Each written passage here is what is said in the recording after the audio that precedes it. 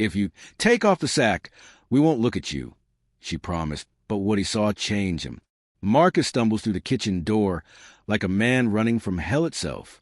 The burlap sack over his head has rough-cut eye holes that make him look like something from a nightmare. His clothes are torn and soaked with blood that's still wet in places, still dripping onto the worn wooden floor. 3 women look up from their evening meal. June, 45, with silver threading through dark hair and hands that have seen hard work. Her daughters Claire and Beth, 22 and 19, both carrying the same haunted look their mother wears. All 3 have visible scars. A burn mark on June's neck, a jagged line across Claire's cheek, Beth's left hand missing 2 fingers. Please, I need help. June doesn't flinch at his appearance. She's seen worse, much worse. You running from something? Someone. Law. Sheriff Dalton. The name hits the kitchen like a gunshot. All 3 women go rigid. Spoons stop halfway to mouths. Claire's hand moves instinctively to the scar on her face. Sit down. You're bleeding. Marcus collapses into a wooden chair that creaks under his weight. June moves to the sink, pulls out a first aid kit that's seen plenty of use. What did Dalton do to you? What didn't he do? June starts cleaning the blood from his arms.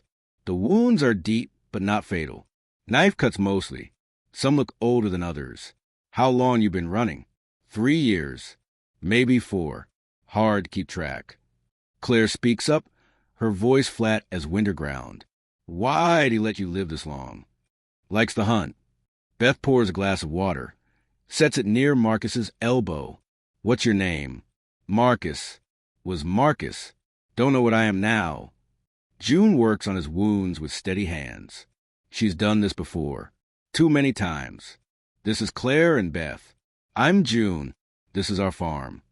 Your farm. Was my husband's. He's dead now. Sorry. Don't be. He died fighting the right fight. Marcus looks around the kitchen. Clean but lived in.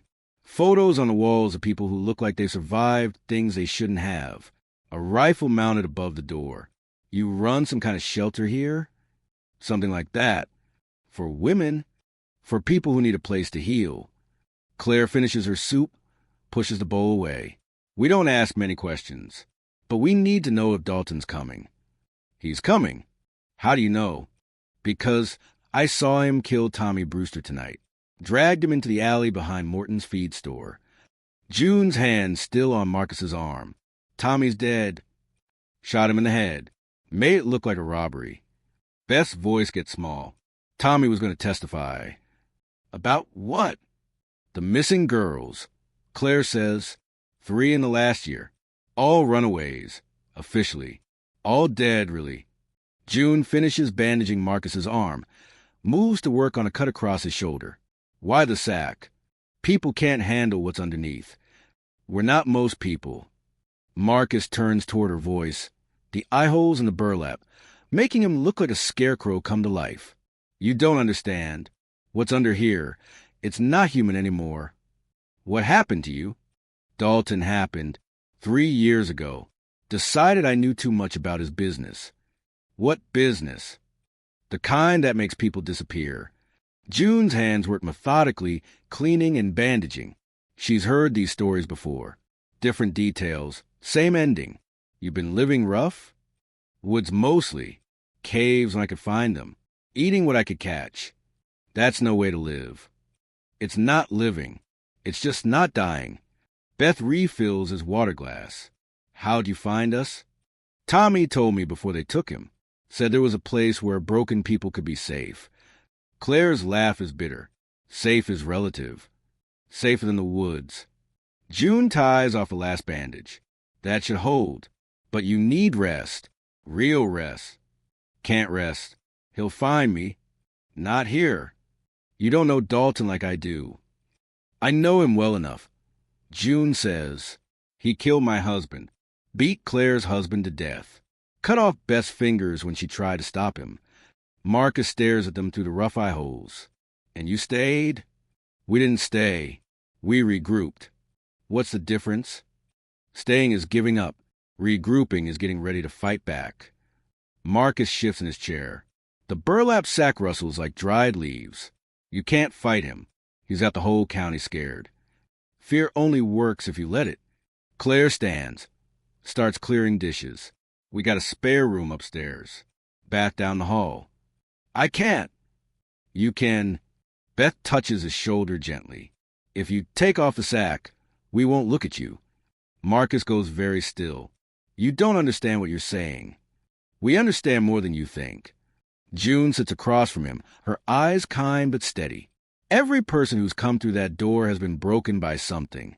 Fire, fists, blades, bullets. We don't look at scars here. We look at survivors. This is different. How? Marcus's hands shake as he reaches for the edge of the burlap sack. Because what's under here isn't just scarred. It's destroyed. Then you'll fit right in. The three women turn away as promised, facing the walls, the windows, anything but him, respecting his need for dignity, even in vulnerability. Marcus's fingers find the rough edge of the sack. His breathing gets shallow. After 3 years of hiding, he's about to trust strangers with the thing he fears most, his own face.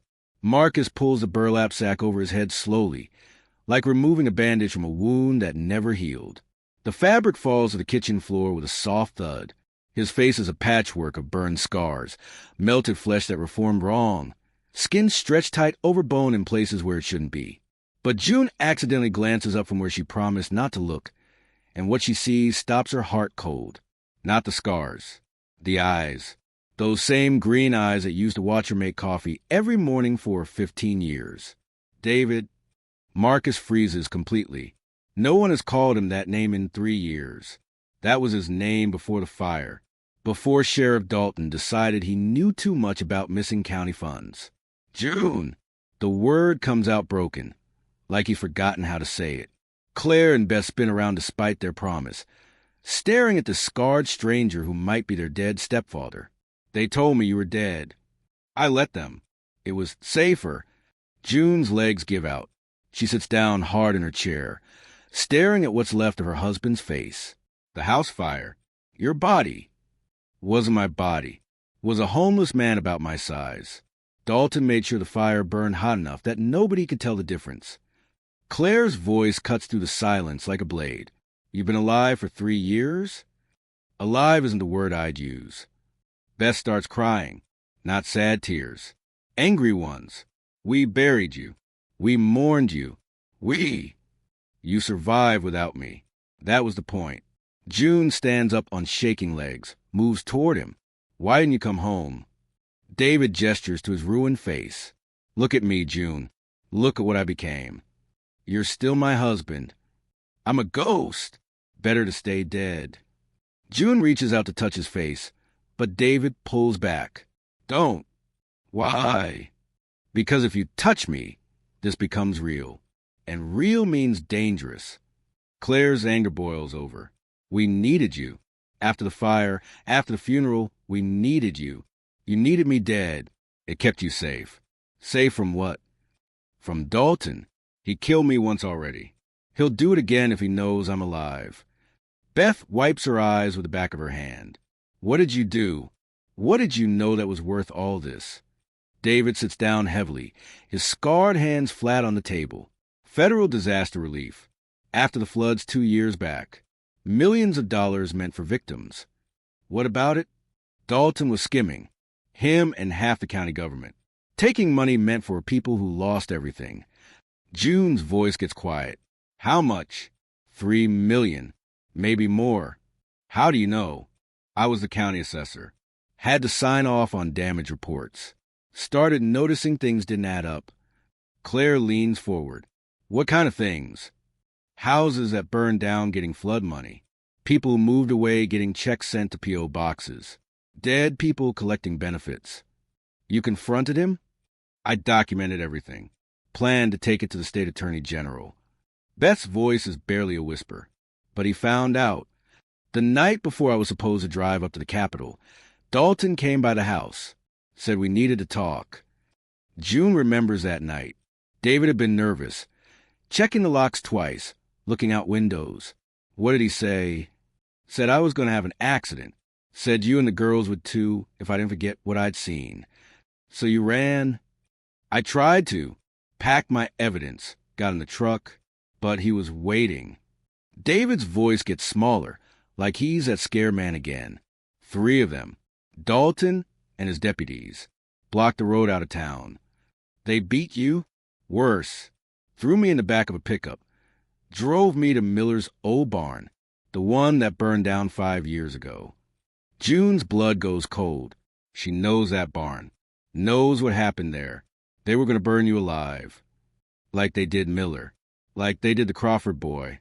Like they've done to anyone who got too close to the truth. But you escaped. Barely. Dalton likes to watch. Got distracted when his radio crackled. I broke free, ran into the fire to get away from them. Claire stares at his ruined face. The fire did that to you? Most of it. Some was from the beatings. Some was from living rough for 3 years.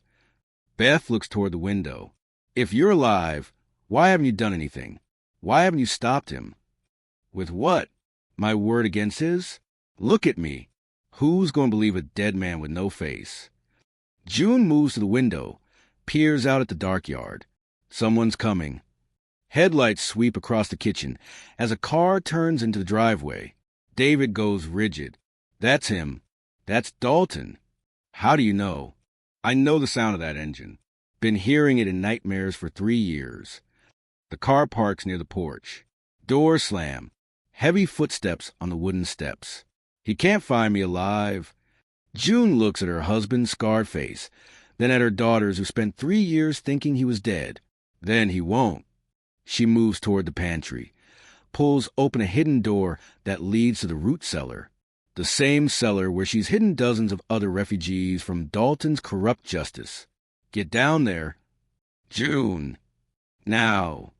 David disappears into the darkness as 3 sharp knocks echo through the house. June smooths her hair, checks a reflection in the dark window, becomes a grieving widow everyone expects her to be. Claire and Beth take their positions at the kitchen table, resuming their interrupted dinner like nothing happened. The knocking comes again, harder this time. Impatient. June opens the door to find Sheriff Dalton and 2 deputies on her porch, all wearing the same cold smile. Evening, Mrs. Barnes. Mind if we come in? Sheriff Dalton pounds on the door with his knuckles, each knock harder than the last. June opens it calmly, Claire and Beth flanking her like soldiers ready for war. Evening, Mrs. Barnes. We're tracking a dangerous fugitive. Haven't seen anyone. Dalton's cold eyes scan the kitchen behind her. His 2 deputies shift restlessly on the porch. Scarred man. Probably armed. Definitely dangerous.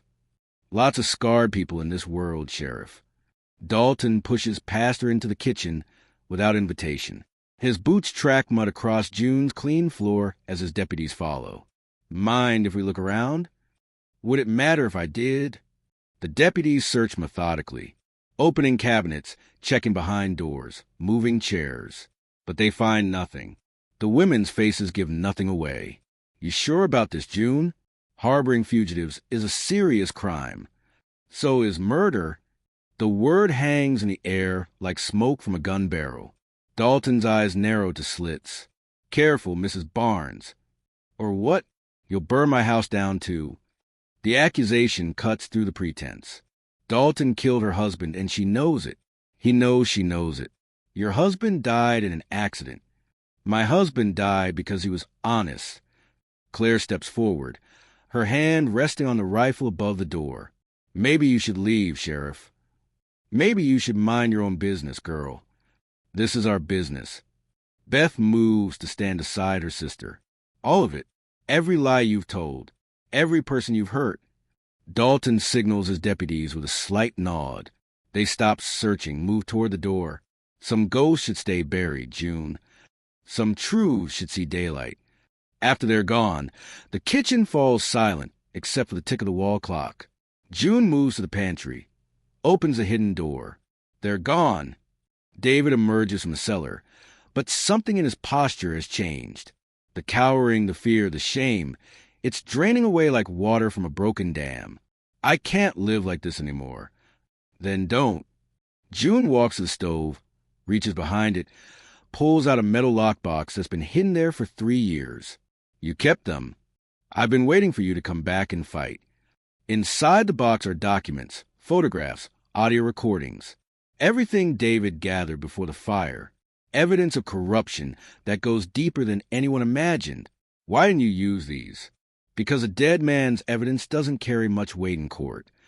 Claire and Beth join them at the kitchen table as June spreads the contents of the box across the wooden surface. Bank records, forged damage reports, photos of Dalton's new house, the one he built with flood money. What do we do with all this? David looks at his wife, his stepdaughters, this family he abandoned to protect. We bring David Barnes back from the dead. The next morning, David walks into the county courthouse without the burlap sack. People stop and stare, whisper and point. Some recoil from his scarred face, but he doesn't hide anymore. June, Claire, and Beth walk beside him like armor made of flesh and blood. Inside the district attorney's office, David sets the metal box on the polished desk. DA Patricia Wells looks up from her paperwork, sees a ghost she thought was buried 3 years ago. My name is David Barnes. I'm supposed to be dead. Wells stares at the scarred man everyone thought they'd buried. David Barnes died in a house fire. David Barnes survived a murder attempt. David opens the box, spread the evidence across her desk. This is everything Dalton stole. Everyone he killed. Everyone he silenced. Wells picks up a bank statement, studies the numbers. You have proof of all this? I have recordings, bank records, GPS coordinates for 3 bodies buried on Dalton's property. Why now? Why come forward after 3 years? David looks through the window at June waiting in the hallway with their daughters. Because some things are worth dying for, and some things are worth living for. 2 hours later, Sheriff Dalton is led out of the courthouse in handcuffs. The man who terrorized the county for years walks with his head down, his badge stripped away, his power broken. David Barnes stands with his family in the courthouse square. The scars on his face catch the morning sunlight, but they don't define him anymore. They're just marks left by a journey he survived. Was it worth it? June asks, coming back from the dead? I was never dead. I was just afraid to be alive. Claire takes his scarred left hand, without flinching. Beth takes his right. This family, torn apart by corruption and rebuilt by courage, walks together toward a future where truth matters more than comfort. Behind the courthouse, David's burlap sack burns in a metal barrel. The flames consume the fabric that hid his face for 3 years, not as destruction but as liberation. The smoke rises into the clear sky, carrying away shame and fear, leaving behind a man who learned that sometimes you have to die to discover who you really are. The ashes scatter in the wind, and David Barnes breathes free air for the first time in 3 years.